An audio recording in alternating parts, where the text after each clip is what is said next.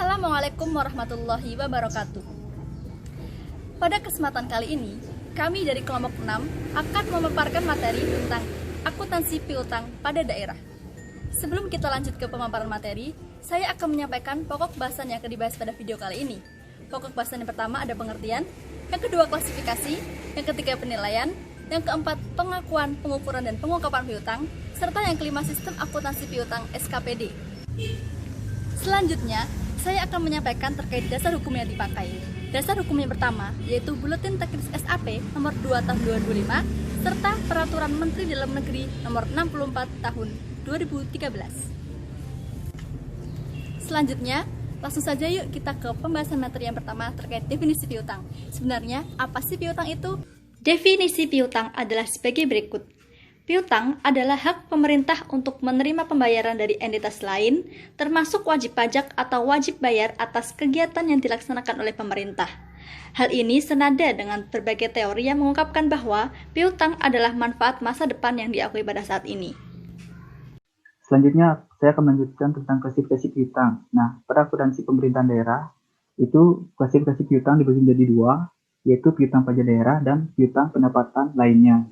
Nah, pada sisi kiri itu terdapat piutang pajak daerah yang terdiri dari piutang retribusi, contohnya seperti hasil bayar atau sewa parkir. Kedua, piutang hasil kekayaan, pengelolaan kekayaan daerah yang dipisahkan. Ketiga, ada piutang lain-lain, pendapatan hasil daerah yang sah. Keempat, ada piutang transfer pemerintah pusat, itu seperti dana alokasi umum, dana alokasi khusus, dan juga dana bagi hasil. Keempat, ada piutang transfer pemerintah lainnya, itu mungkin seperti hibah. Keempat, ada piutang transfer pemerintah daerah lainnya, itu seperti transfer antara daerah dengan daerah lainnya di Nusantara. Selanjutnya di sisi kanan itu terdapat piutang pendapatan lainnya. Nah, piutang pendapatan lainnya ini terdiri dari beberapa bagian, itu bagian lancar, tagihan jangka panjang yang jangka waktunya itu melebihi dari setahun atau 12 bulan. Terus ada bagian lancar tagihan pinjaman jangka panjang kepada entitas lainnya. Ketiga, ada bagian lancar tagihan penjualan angsuran. Keempat, bagian lancar tuntutan ganti kerugian daerah serta uang muka. Uang muka ini mungkin seperti DP,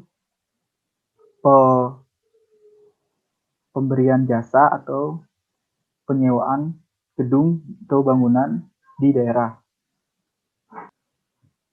Selanjutnya ada penilaian.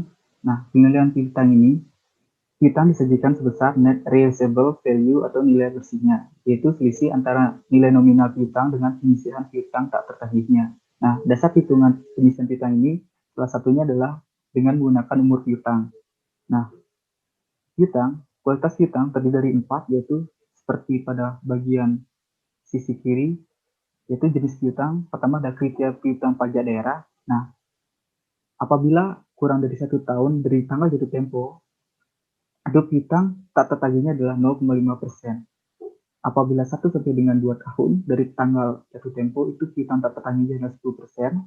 Apabila melebihi 2 sampai dengan 5 tahun, itu dari tanggal jatuh tempo, piutang tak tertagihnya adalah 50%. Dan apabila melebihi 5 tahun dari tanggal jatuh tempo, itu piutang tak tertagihnya adalah 100%. Yang kedua, ada kriteria piutang retribusi daerah. Apabila 0 sampai dengan 1 bulan, itu 0,5% piutang tak tertagihnya. Apabila 1 sampai dengan 3 bulan, 10% itu adalah piutang tak tertagihnya. 3 sampai dengan 12 bulan, piutang tak tertagihnya adalah 50%. Dan apabila melebihi 12 bulan, piutang tak tertagihnya adalah 100%. Selanjutnya ada kriteria piutang selain pajak dan retribusi daerah. Itu apabila belum lunas sampai dengan tanggal jatuh tempo, piutang tak tertagihnya adalah 0,5%. Apabila belum lunas sampai dengan 1 bulan sejak tanggal surat tagihan pertama, itu piutang tertagihnya adalah 10%. Apabila belum lunas sampai dengan 1 bulan sejak tanggal surat tagihan kedua, itu piutang tertagihnya adalah 50%. Dan apabila belum lunas sampai dengan 1 bulan sejak tanggal surat tagihan ketiga, itu piutang tertagihnya adalah 100%. Pengakuan dan pengukuran piutang. Pengakuan piutang. Piutang diakui ketika diterbitkan surat ketetapan atau dokumen yang sah, telah diterbitkan surat penagihan dan telah dilaksanakan penagihan, belum dilunasi sampai dengan akhir periode pelaporan. Pengukuran. Piutang disajikan sebesar nilai yang belum dilunasi sampai dengan tanggal pelaporan dari setiap tagihan yang ditetapkan terutang berdasarkan surat ketetapan kurang bayar yang diterbitkan. Disajikan sebesar nilai yang belum dilunasi sampai dengan tanggal pelaporan dari setiap tagihan yang ditetapkan terutang oleh pengadilan pajak untuk wajib pajak yang mengajukan banding. Disajikan sebesar nilai yang belum dilunasi sampai dengan tanggal pelaporan dari setiap tagihan yang masih proses banding atas keberatan dan belum ditetapkan oleh Majelis Tuntutan Ganti Rugi. Pengungkapan. Piutang disajikan dan diungkapkan secara memadai. Informasi mengenai akun piutang diungkapkan secara cukup dalam catatan atas laporan keuangan. Informasi tersebut berupa kebijakan akuntansi yang digunakan dalam penilaian, pengakuan, dan pengukuran piutang, rincian jenis-jenis, saldo menurut umur untuk mengetahui tingkat kolektibilitas, penjelasan atas penyelesaian piutang, dan jaminan atau sita jaminan jika ada. Sistem akuntansi piutang SKPD. Pihak yang terkait dalam sistem akuntansi piutang SKPD yaitu pejabat penata usahaan keuangan SKPD atau PPK SKPD dan bendahara penerimaan SKPD. Dokumen yang dibutuhkan antara lain surat ketetapan retribusi daerah atau SKR daerah, SP2D, dan dokumen yang dipersamakan. Jurnal standar di SKPD. Pada saat SKR daerah diterbitkan oleh SKPD, jurnal LO-nya ialah akun piutang berada di debit, kemudian terhadap akun pendapatan LO berada di kredit. Saat wajib retribusi melakukan pembayaran kepada bendahara penerimaan, jurnal LO-nya ialah akun di kas bendahara penerimaan itu berada di debit, kemudian akun piutang berada di kredit. Dan akun yang jika ada ialah akun pendapatan denda LO kita akan tempatkan juga di kredit. Untuk jurnal LRA, jurnalnya ialah akun perubahan sal berada di debit, kemudian akun pendapatan LRA berada di kredit, dan kemudian akun pendapatan denda LRA jika ada kita letakkan juga di kredit. Saat bendahara penerimaan menyetorkan retribusi ke kas daerah, jurnal LO-nya ialah akun RK PPKD berada di debit dan akun kas di bendahara penerimaan berada di kredit.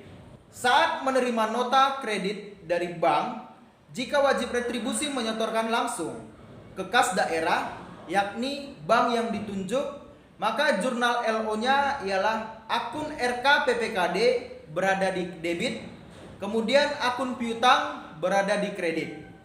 Dan yang terakhir jurnal LRA ialah akun perubahan sal berada di debit dan akun pendapatan LRA berada di kredit.